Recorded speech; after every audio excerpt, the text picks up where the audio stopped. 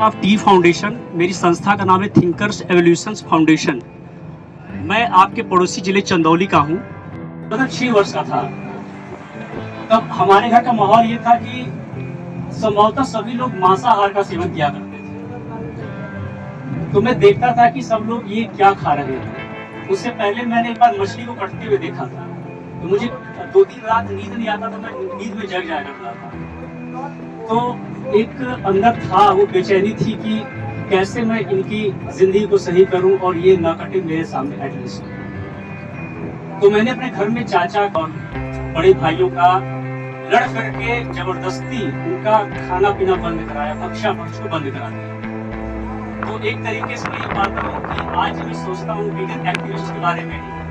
तो 6 साल का करुणेश उस समय वीगन एक्टिविस्ट था आंशिक रूप से। तो ये भाव उत्तरोत्तर बढ़ते चले गए, गुणोत्तर होते चले गए। क्लास 12th में मैंने एक बार संकल्प विवाह करके 50 लोगों का मांसाहार से शाकाहार में परिवर्तन कराया।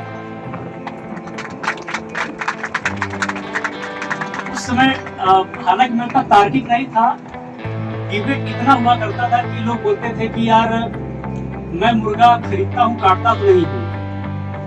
तो मैं बस एक ही बात बोलता था, बेटा तू काटता तो नहीं है लेकिन खरीदता है अपने पैसे से। जब तू पैसे नहीं देगा तो वो कटेगा नहीं, तू डिमांड करता है तब वो मुर्गा कटता है।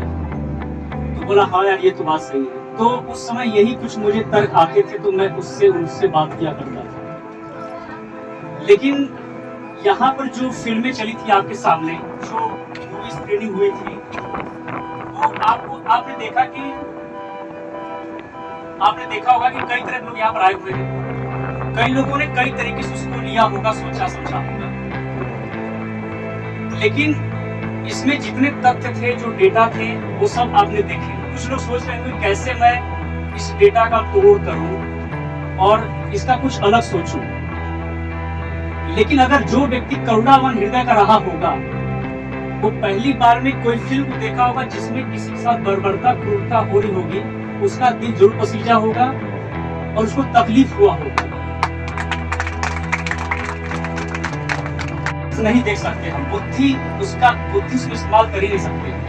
जब तक हमारा हृदय उसको नहीं समझेगा, उसके प्रति संवेदना का भाव नहीं आएगा, तब तक आप लाख भी डेटा देख लीजिए, आप नहीं बदल सकते। तो एक सच्चा इंसान रहेगा, वही जानवरों के प्रति अच्छी भावना को लेकर के आगे बढ़ सकता है।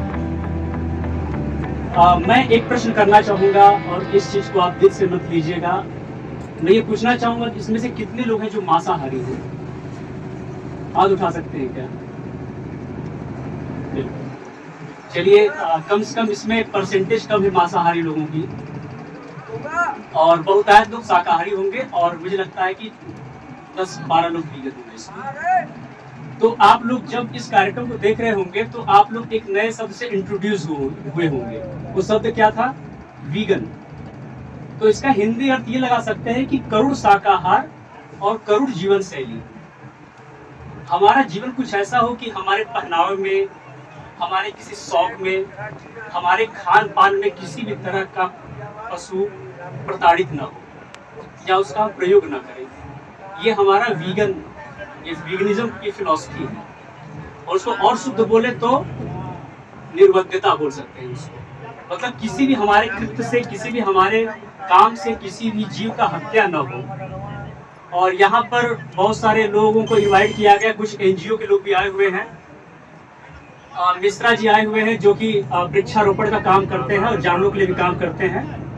तो मिश्रा जी उधर हैं, और संदीप मिश्रा जी का नाम एक बार हाथ उठा देंगे।